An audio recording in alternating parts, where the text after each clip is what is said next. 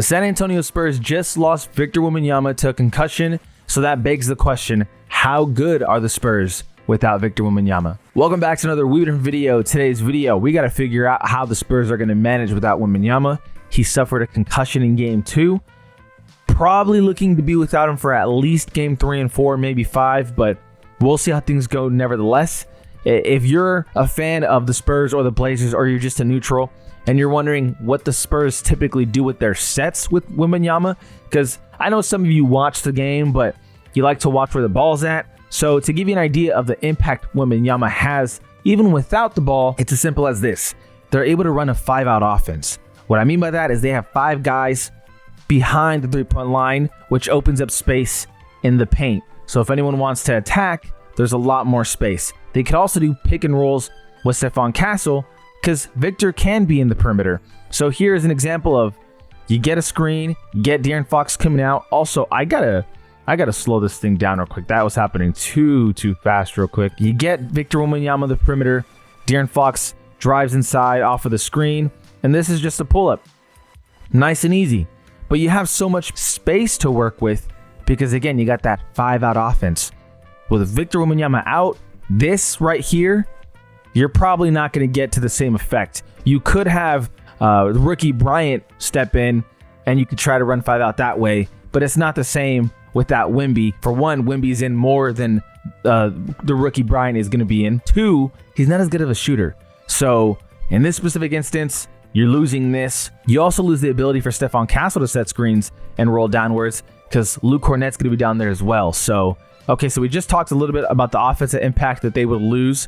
Defensive impact that they lose immediately without Wemby, of course, is that entire paint protection. Donovan Clingan has the ball now, and he's looking to set himself up. Watch right here. He's looking to just back down Luke Kornet, back him down, goes up with it. I mean, you get the challenge by Jrue Holiday, which you weren't getting before when Wemby's there. 2, you get the back down from Clingan. If that's Wemby, it's a different story. But all in all, it opens up that entire paint. It's not to say that Luke Kornet's a bad defender, but he's not Wemby. He doesn't have the range that Wemby does as well. So immediately what happens with this offense with Wemby out is you become a lot more of a mid-range shooting team. Reason why is because Blazers were showing all game, they want to take away the driving kick. So you're essentially, if you get past the first guy, there's not going to be a second wave coming at you. You're going to have the center hold his place to make sure that you don't drive it fully inside, which leaves you an opening for the mid-range. So here's an example of that.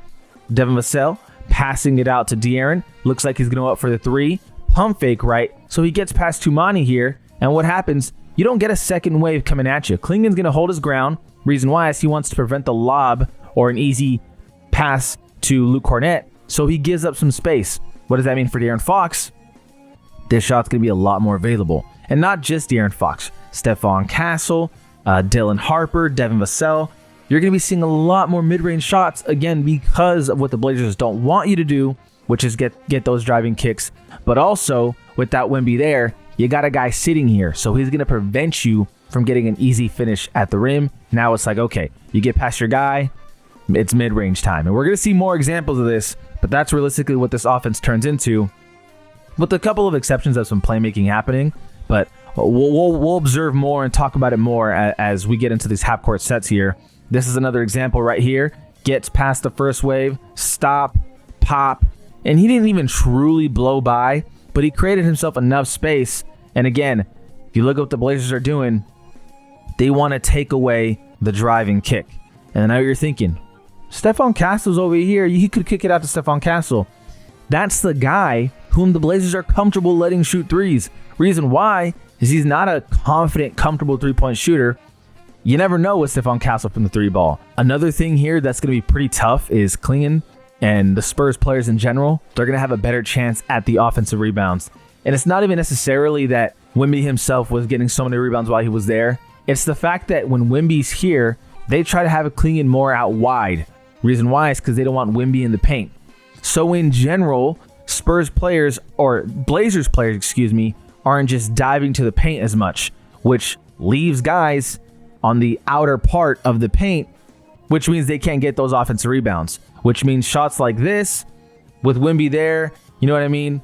Clingan's not there, but now that it's Luke Kornet, Clingan is here, and you get an offensive board by guys just fighting for the ball. And look what we have here. a finish. Again, it's not that Wemby himself was grabbing a ton of rebounds. It's that they had to force Clingan wide or to the three-point line to get Wemby away from the paint. Okay, another thing you're going to be seeing in half-court sets for the Spurs, and I'll talk about some options here, but you're going to be seeing some high pick and rolls. Reason why we got high pick and rolls, so Luke Cornett's going to be the one setting the screen right here, really a double screen. The reason why is because you want the paint to be, less cluttered. We want to create more room for our guys, so you get the high screen here. Here's the problem though, and if you're the Blazers, you can see how they're playing it. Look how far back Clingan is. The reason why he's so far back is, for one, Stephon Castle can't shoot. If he could shoot, Clingan would have to hedge, which means the rollout from Cornette, he'd be, possibly open for the lob. With Cornette not having that space, because again, look where Clingan is, he's not hedging. So it's like, I'm not going to trust this guy to shoot the three ball. So let's say this screen from Cornette was really good and, Stephon Castle's open. Clingan's content with leaving him back. What I would like to see from the Spurs more, high pick and rolls for Vassell, high pick and rolls for Dylan Harper, high pick and rolls for De'Aaron Fox, because you want the guys, or specifically the center, and in this case Clingan, you want him to hedge. You want him to apply more pressure so that Luke Cornette could possibly, get that cut to the basket finish. Instead, we got the drive to the right by Stephon Castle. Still a good idea to have high screens, by the way. And now you're saying, okay, you get by your guy. We're trusting in you to either, one, finish the ball here. And if you're De'Aaron Fox, if you're Dylan Harper, to me, this is a floater. Or two, you lob to the guy over here in Luke Cornette. Opts for the lob and just misses him. But if this is Dylan Harper or De'Aaron Fox, to me, this has got to be a floater right here. The center's giving you that space. You got to take it. But high pick and rolls are going to be a heavy dosage of things. Specifically, what I would like to see is De'Aaron Fox having the ball for those high pick and rolls and Dylan Harper. Okay, we got a 4-out again, like we mentioned. That's going to be your offensive set without Wemby. We can't really do 5-out too much. We got KJ inside to try to create a mismatch against Thibault. But again, we got the guy on top. This time it's Dylan Harper. What happens when he gets by the first wave, being Toumani Camara? Okay, let's see what happens. Gets by him, stops, pops, right? Mid-range is going to be a focal point. You're going to be seeing so much of that on these games without Wemby, because the Blazers are taking away the driving kicks. If you get past them, there's a guy sitting here, but also on the kicks, they're paying respect to the shooters. They're not giving that up. And that's how the Spurs like to get going as well. They like to get everyone involved. 3-point barrage. If you saw the 3-point attempts, they were only at 24 this game. Coincidence because Wemby's out? No, it's not a coincidence. It's because Wemby is out. You're going to have to trust the perimeter players on the Spurs to be more physical, be more engaged. Gets the blow by here for Toumani Camara. Again, that paint protection. So Luke Cornette's the center now. The backup is going to be the rookie here. So it's just going to be tough. You don't have that paint protection. Typically, Wemby's there off of the blow by to help you out. You don't get that no more. So now you got to be really engaged on the perimeter if you're Stephon Castle. If you're Dylan Harper, that matters significantly more because you're going to be getting some serious, focus from the Blazers on getting to the paint. Okay, Dylan Harper with the ball up top. We got a fake screen or possibly a real screen. He might have actually gone through with it if Dylan Harper goes that way. But attack's left anyway, and there's no second wave, right? Nobody truly just comes up. It's very apparent what the Blazers are trying to do. We're not giving you the driving kick. We're not getting that momentum going for you to where everyone's, involved in offense. We're going to leave that mid-range jumper to you. And to their credit, it worked for them this game. But I think Dylan Harper needs to be more involved.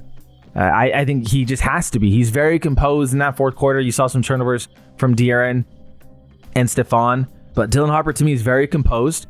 This is going to be a lot more open now. I think you have to continue to take the shot, but the ball needs to be in his hands a little bit more, in my opinion. This is going to be there. And right here is what I'm talking about exactly. You get a high screen, right? Time Lord's not doing what Donovan Clingan did and sitting way back. He's actually paying a bit more respect. So he's up a bit more, right? He's up significantly more than Donovan Clingan was because he can shoot the ball. What we got by Dylan Harper here is just a composed player, right? He plays it, manages it, utilizes his space right here, and just pulls up the mid-range. I cannot stress this enough. You're going to see this a lot. Game 3, Game 4, Game 5. However long Wemby's out, this is going to be there. Screen from Stephon Castle now, right? Attacks left. What do you got? There's no second wave coming. It's you get past the first guy and there's a mid-range. It's working. It's there. Again, you're going to see adjustments from the Blazers. Obviously, if it keeps falling, you're going to see adjustments. But at that point, you're happy with the kick out. If you're the Spurs, you want to play that game to where it's like, okay, let everyone get involved. That's what works for them. But at the same time, you got to just take what the defense gives you on these high picks, right? They're not hedging hard. Okay, there's no second wave. Okay, let's take that mid-range from the guys who are able to do it. So right here is an example of the Blazers adjusting and setting a guy, the second wave if the guy gets past the first. So you got De'Aaron Fox getting past the first wave. No one's really committing. They're all protecting the kick out. What happens here? You get a commitment from Klingon. Boom. There comes Luke Kornet for the finish. This is an example of adjusting to the Blazers' adjustment. Very simple, very straightforward. If they do not want to respect the mid-range, okay, take the mid-range. If they're there and they're committing, who do we got coming inside? And if they're covering the inside, someone's open on the outside. It's very straightforward. You got to give the ball to the playmakers and let them get past the first wave. Right here, high screen. Who is it from? Carter Bryant. What does that force Time Lord to do? He's got to make a choice. Am I going to play up? He doesn't want to play up. What do you do if you're Vassell? All right, I'm taking the mid-range. Very straightforward. You're going to see so much of the mid-range ball. And I highly encourage you guys to watch the high screens. Watch how the centers play. Okay, they want to play low. We're taking the mid-range. They want to play high. Let's opt for the blow-by. If they play high as well, you got to watch for the guy who's setting the screen to roll to the basket. So it's just going to be very interesting moving forward to see how they choose to operate without Wemby. I think they got to be reliant on their playmakers to make these plays and just do the right things and to take the right shots. Okay, so in this time around, we have 5 out. Now, it's not a good 5 out. Reason why is because they don't respect Carter Bryant. So you still have Time Lord chilling right here. But we got to adjust if you're the Spurs. I say we. I'm obviously not a Spurs fan, but I always say we when I do these film reviews. So if I'm the Spurs, I'm saying we adjust to what they're doing here. We got an open guy here. We got De'Aaron Fox driving it in. They're not giving the mid-range. There's an open guy. Let's get him in motion to get ready to go downhill. So as soon as you get the ball, you get attention, right? Because they don't want you to go downhill. That's the one thing they don't want is a guy like Carter Bryant getting downhill. So Carter Bryant makes the right play, takes the dribble, passes it out to the corner 3. And I think that's how realistically you're going to have to be playing is show the mid-range. Trust your playmakers. If they're truly not respecting the guy on the 3, especially if it's Carter Bryant. If this is Luke Kornet, honestly, this doesn't work with Luke Kornet. He's not going downhill with any speed. But just specifically Carter Bryant, I think they have to utilize his athleticism and then just trust that he'll make the right play. He's a rookie. He's young. It's tough because this is his second ever playoff game. He didn't have a good first playoff game, but these are the decisions you got to make, and you got to make them with confidence. Honestly, I think that's the biggest thing is for them to believe, your best player's out. We're young. Okay, we got to believe. De'Aaron Fox, you have to be able to make this kind of play and not just consistently try to play hero ball because we've seen him try to do that. And he sometimes does too much. Take what the defense gives you. Time Lord's way inside. Again, I need to stress this. Way inside. And typically the Blazers will always protect the kick out right here. But again, it's Carter Bryant. That's the only reason why this guy's open. Luke Kornet, Carter Bryant, whoever the 5 is going to be, they're going to get this kind of space. Luke Kornet, I don't even think you could have him here. But again, Carter Bryant, let's utilize this. You got to look at this in the film room if you're the Spurs and be like, okay, when this happens specifically, we got to get you going downhill and see if they can catch you. If they do, they scramble a bit, we kick it out. But ultimately, what do you got when you got Luke Kornet in? Again, he's going to be the starting center. You got a guy who's always just going to be inside the 3-point line. And that's okay because we're going to use him for the high screens and then the DHOs. Just a nice and easy dribble handoff. Easy screen there. Time Lord's not hedging. I honestly don't understand why you don't hedge here because it's Devin Vassell, but he doesn't. And what do you get to do here?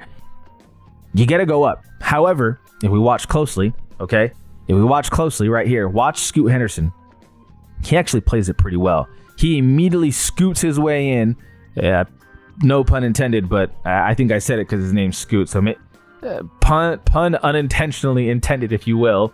But if you got great vision, if you're Vassell, you kick it out. It's not that kind of player to where he's going to be playmaking to that ability. But nonetheless, you found your way inside. And what do we talk about? There's going to be a heavy volume of mid-range shots. It's what you're going to see. It's what you're going to see. This is what the Spurs offense is going to look like. I think they're too talented. Way too talented to lose this series. Genuinely. They're just too good.